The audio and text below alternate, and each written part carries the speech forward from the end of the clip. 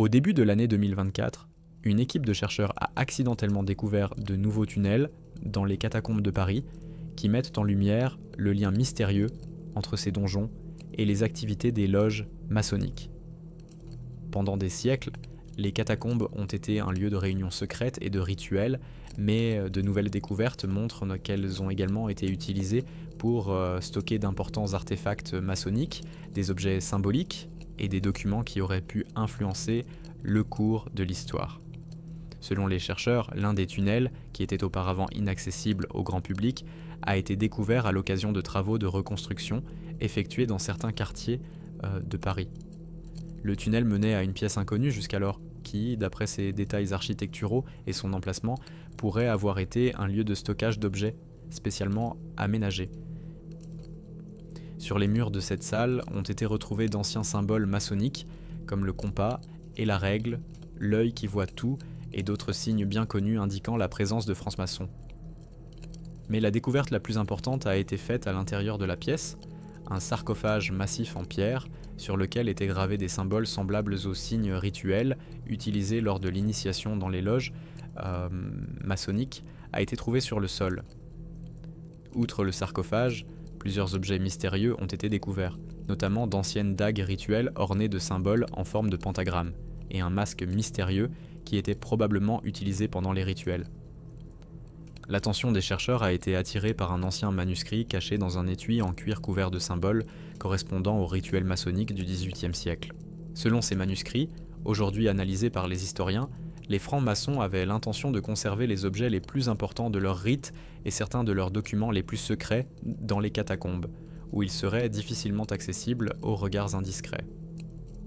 Le manuscrit mentionne un rituel secret que les francs-maçons pratiquaient dans les profondeurs du sous-sol, un endroit considéré comme protégé de toute influence du monde extérieur et donc idéal pour conserver des artefacts aussi importants.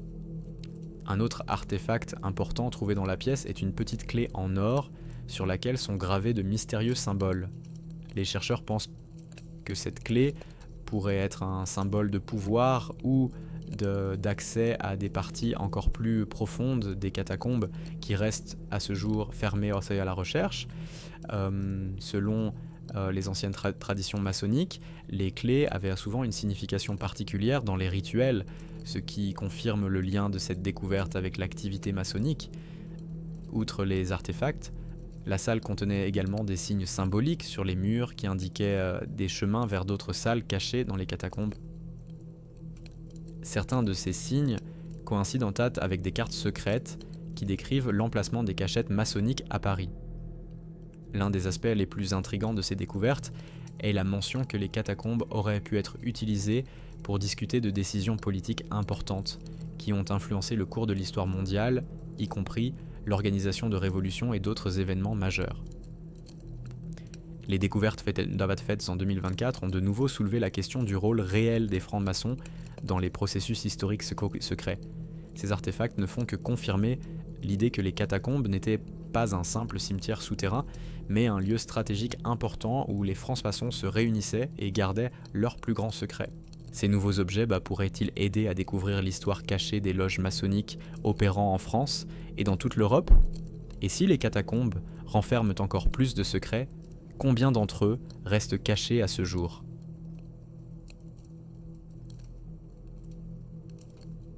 En septembre 2024, de nouvelles preuves ont été publiées, renforçant le lien mystérieux entre les catacombes de Paris et les activités des loges maçonniques. L'accent a été mis sur les récits d'un explorateur de donjons qui étudiait ces anciens tunnels depuis de nombreuses années, et sa découverte a jeté un nouvel éclairage sur l'influence de la franc-maçonnerie en France. Le chercheur, qui préfère rester anonyme et n'est connu que sous le pseudonyme de Lucidae, a passé plus d'une décennie à explorer les parties secrètes des catacombes, y compris celles qui sont encore fermées au public. Selon Lucidae, une partie du réseau souterrain parisien est inaccessible au public et reste secrètement gardée même à notre époque. Il évoque les nombreuses portes massives aux serrures puissantes dissimulées dans les profondeurs du sous-sol qui peuvent cacher d'importants artefacts et preuves historiques. Dans son témoignage, le chercheur indique que lors d'une de ses expéditions en 2023, il est tombé sur une zone qui n'a jamais été décrite dans les cartes modernes des catacombes. Les tunnels ont conduit Lucid Eye à une salle majestueuse qui ressemblait à un temple antique. La salle était construite avec de hautes colonnes de pierre et ses murs étaient couverts de gravures complexes, parmi lesquelles les symboles maçonniques prédominaient. Le plus étonnant, selon le chercheur, est que le sol de la salle est recouvert d'un immense cercle de mosaïques au centre duquel se trouve l'œil qui voit tout, entouré de triangles et d'inscriptions latines. Ce symbole est identique à ceux utilisés dans les rituels maçonniques, ce qui, selon Lucid Eye, confirme que la salle était utilisée pour des rites ou des réunions maçonniques. En explorant la salle, Lucid Eye a découvert sur l'un des murs d'anciennes gravures représentant des rituels d'initiation maçonnique. Au centre de la gravure se trouvait un compas et une règle maçonnique tenue par des hommes vêtus de longues robes à capuchon, un symbolisme maçonnique typique qui fait allusion au rite d'initiation rituel. Il s'agit de la première confirmation directe de la tenue de rituels maçonniques dans les cachots de Paris. La découverte la plus intéressante du chercheur était à venir. Après un examen approfondi, il découvre qu'une des colonnes cache l'entrée d'un passage secret. Ce passage était déguisé et si habilement dissimulé qu'il était presque impossible de le découvrir par hasard. Après avoir traversé les 3 tunnels, Lucid Eye se retrouva dans une petite pièce cachée encore plus profondément sous terre. Il y trouva plusieurs boîtes en bois scellées à la cire.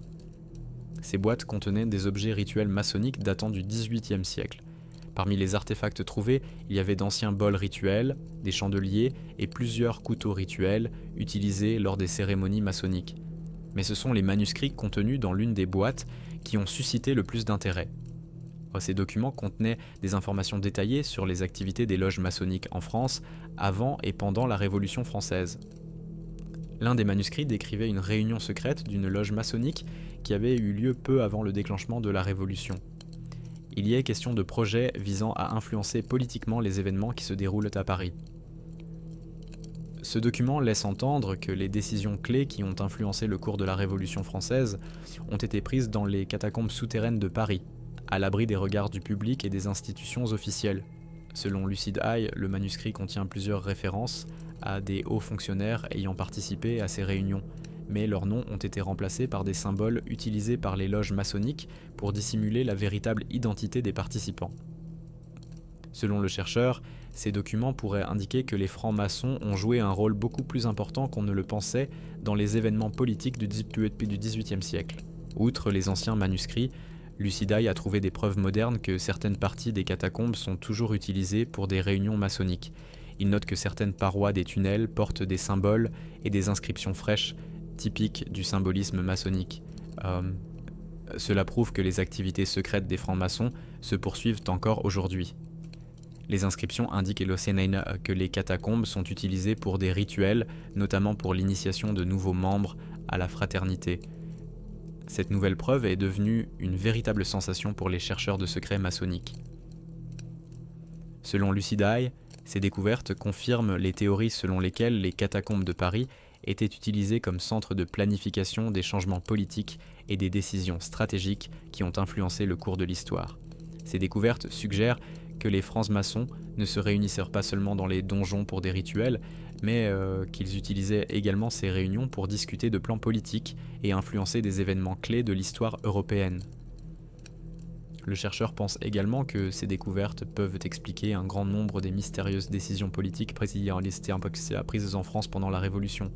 Compte tenu de l'activité politique des francs-maçons à l'époque, il est tout à fait possible qu'ils aient délibérément influencé le cours des événements, créant ainsi les conditions d'un changement de pouvoir dans le pays. Lucid Eye n'exclut pas que les loges maçonniques aient continué à utiliser les catacombes pour leurs réunions à des périodes ultérieures, en particulier lors des crises politiques majeures qu'a connues la France au XIXe et XXe siècle. Bien que la plupart des historiens modernes soient sceptiques à l'égard de ces théories, les découvertes de Lucid Eye dans les catacombes de Paris ne peuvent être ignorées. La découverte d'objets rituels, de manuscrits et de passages secrets ne fait que renforcer l'hypothèse selon laquelle les francs-maçons gardaient des cachettes secrètes sous la ville pour des réunions et des rituels importants. En outre, cette découverte soulève la question de savoir quels autres secrets sont cachés dans les profondeurs des cachots parisiens. Certains historiens pensent que pensant que les catacombes auraient pu servir de dépôt non seulement aux francs-maçons, mais aussi à d'autres organisations secrètes actives en France depuis des siècles. Il est tout à fait possible que d'autres forces politiques aient également utilisé ces labyrinthes souterrains pour leurs réunions et leurs séances stratégiques. Cela fait des catacombes un site important non seulement d'un point de vue historique, mais aussi d'un point de vue politique. Ces nouvelles preuves ont conduit de nombreux chercheurs à revisiter les catacombes de Paris et le rôle qu'elles ont joué dans l'histoire. Lucidae pense que sa découverte n'est qu'un début et que les profondeurs des cachots recèlent bien d'autres secrets qui pourraient modifier notre compréhension des processus politiques en France. Il est convaincu que les catacombes ont joué un rôle clé dans les activités des loges maçonniques et que leur influence sur l'histoire a été bien plus importante que ce que l'on pense. Les découvertes du chercheur soulèvent de nombreuses questions. Combien de secrets ces anciens donjons cachent-ils encore ? Quelle influence les francs-maçons exercent-ils encore sur les processus politiques ? D'autres organisations secrètes peuvent-elles également utiliser les catacombes à leur propre fin ? Les réponses à ces questions peuvent être cachées dans les profondeurs des tunnels parisiens, et nous pourrions entendre parler de nouvelles découvertes liées au monde souterrain de la franc-maçonnerie plus d'une fois.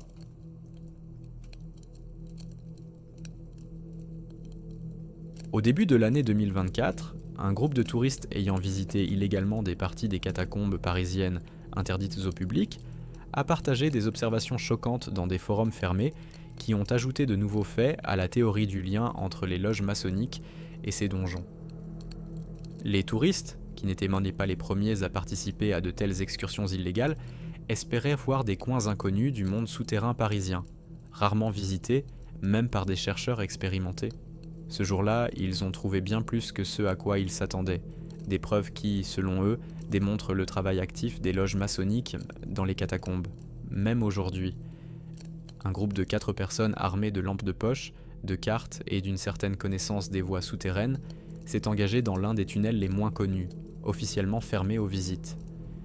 Ils étaient à la recherche de vestiges d'époques révolues, d'ossements ou d'artefacts négligés par les chercheurs officiels et les touristes. Cependant, après quelques heures d'exploration, ils sont tombés sur quelque chose de complètement différent. Des symboles maçonniques anciens, mais bien conservés, gravés sur les parois du tunnel. Parmi ces symboles se trouvaient un compas et une règle maçonnique, des triangles et d'autres signes classiques associés aux loges maçonniques qui sont habituellement cachés à la vue. Les touristes ont immédiatement compris que ces symboles étaient là depuis longtemps, mais qu'ils étaient en parfait état, ce qui témoigne de leur importance. Ils ont pris plusieurs photos et ont décidé de les poster sur un forum fermé pour en discuter avec d'autres chercheurs. Par la suite, ces images sont devenues la base de discussions animées sur l'activité possible des francs-maçons dans les catacombes, même au XXIe siècle. Mais la plus grande surprise attendait les touristes. Poursuivant leur route, ils sont tombés par hasard sur un petit renfoncement dans le mur qui semblait avoir été fait pour la ventilation ou la réparation. Cependant, en y regardant de plus près, ils ont remarqué une porte cachée, déguisée en mur de pierre avec une petite trappe au sommet. Cette découverte a suscité un grand intérêt et ils ont décidé d'enquêter sur ce qui se cachait derrière cette porte. Lorsque les touristes ont ouvert la porte, ils ont découvert une pièce cachée qui semblait avoir été conservée intacte pendant des décennies. Il y avait une grande table en pierre avec des chaises disposées autour, comme si une réunion avait eu lieu récemment. Sur la table se trouvaient des chandeliers, de vieux livres avec des symboles maçonniques sur les couvertures, et d'autres objets rituels, y compris des poignards et des coupes, indiquant que des rituels étaient en cours. L'un des touristes a affirmé avoir ressenti un sentiment inexpliqué d'observation et de présence alors qu'il se trouvait dans la pièce. Certains membres du groupe pensaient qu'il s'agissait simplement de l'impact psychologique de l'atmosphère du donjon. Les salles anciennes, l'obscurité et les lieux interdits peuvent facilement provoquer de tels sentiments.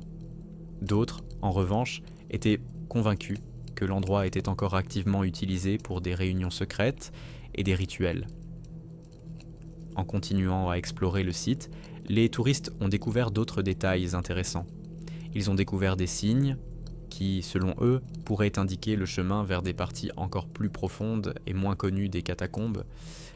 Il s'agit de flèches mystérieuses et d'inscriptions en latin qui, selon les chercheurs, pourraient être des indications pour ceux qui se rendaient dans ces salles pour participer à des rituels ou à des réunions.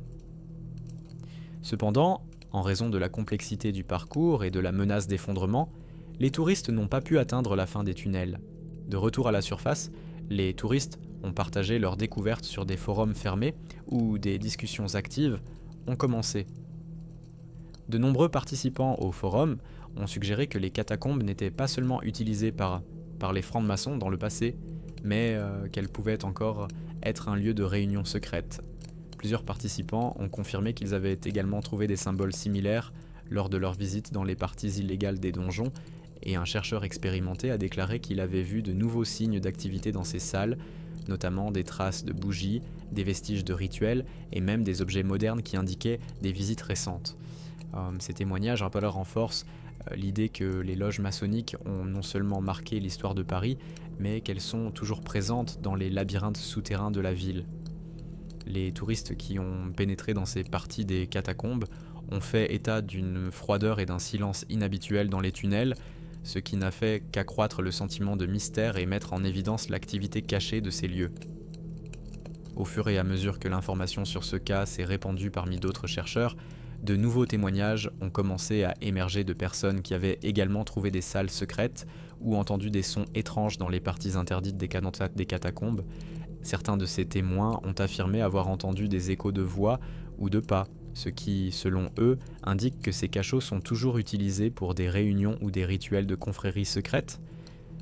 L'un des participants au forum a fait part de sa propre expérience lorsqu'il a découvert une salle en pierre avec d'anciens symboles maçonniques alors qu'il parcourait les catacombes comme des touristes. Il a affirmé qu'il y avait encore des traces fraîches dans la pièce, plusieurs bougies non allumées qui ont probablement été utilisées lors de cérémonies ou de réunions. Selon lui, il n'a pas osé rester longtemps dans cette pièce, car il a ressenti une présence invisible et un fort désir de quitter les lieux au plus vite. Les touristes qui ont découvert ces panneaux et la salle secrète en 2024 pensent que les catacombes ne sont pas seulement un site historique, mais un lieu vivant où se déroulent encore des événements dont le public n'a pas connaissance. Ils pensent que de nombreuses parties des donjons pourraient être délibérément inaccessibles, non pas en raison du danger d'effondrement, mais parce que les plus grands secrets de la franc-maçonnerie y sont encore conservés. Cette théorie, selon eux, est étayée à la fois par des découvertes et des preuves indirectes, telles que des symboles maçonniques et des restes d'objets rituels.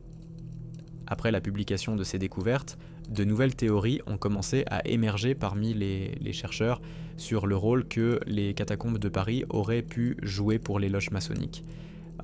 Donc certains historiens qui ont étudié les activités des francs-maçons en France suggèrent que les cachots auraient pu être utilisés non seulement comme des lieux de rituels, mais aussi pour des réunions stratégiques où l'on discutait d'événements politiques importants. C'est peut-être dans ces salles souterraines qu'ont été prises certaines des décisions clés qui ont influencé l'histoire de la France. Cependant, il n'existe aucune confirmation officielle de l'utilisation actuelle des catacombes par les francs-maçons. Les autorités ne commentent pas les rumeurs selon lesquelles certaines parties des cachots pourraient rester sous le contrôle d'organisations secrètes. Cependant, chaque nouveau cas d'excursion illégale dans les catacombes, où des symboles similaires ou des pièces secrètes sont découverts, ne fait qu'attiser l'intérêt pour ces donjons.